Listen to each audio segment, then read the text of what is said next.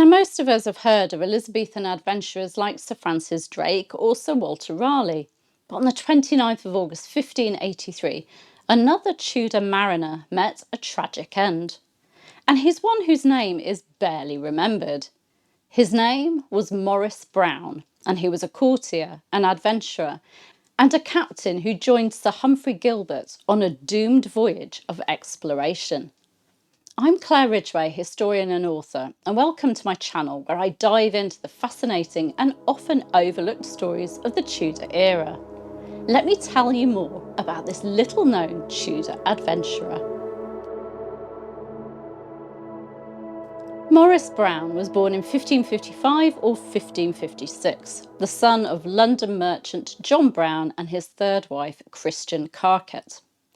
After his father's death in 1570, arrangements were made for his education, and he went on to study at Pembroke College in Cambridge.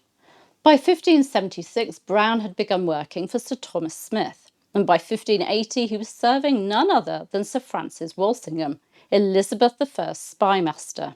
He even acted as an agent for John Tyne of Longleat, reporting the latest goings-on at court and offering advice on possible patrons.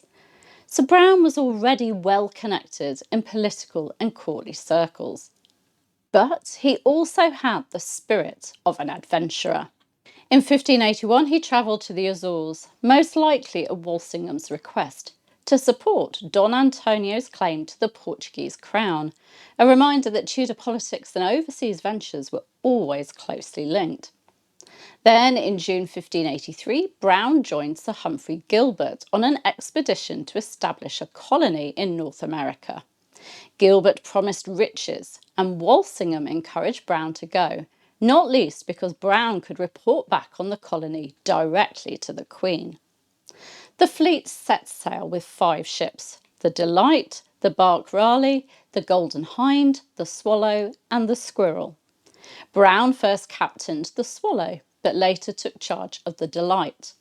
On the 5th of August 1583, Gilbert landed at St John's Harbour in Newfoundland, and in true Tudor style claimed it for Queen Elizabeth I, along with all the land within 200 leagues of the harbour. But triumph soon turned to disaster. On the 20th of August, Gilbert and his ships set sail southwards along the coast. Then, on the morning of the 29th of August, catastrophe struck.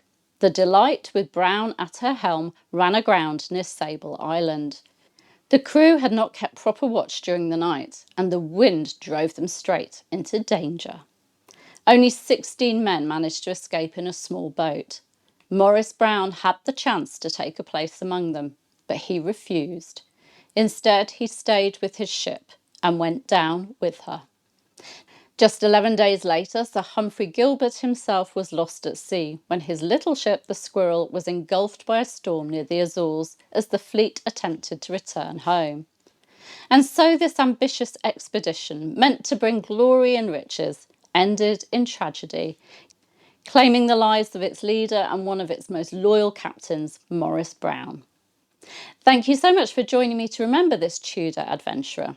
If you enjoy exploring the forgotten corners of Tudor history, please do subscribe to my channel and click the bell so you don't miss my future videos.